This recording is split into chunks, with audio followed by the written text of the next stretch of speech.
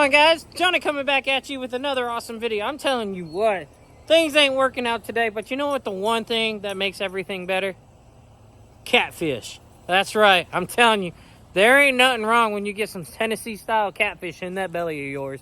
It makes all the problems go away. So stay tuned, that's what we got cooking.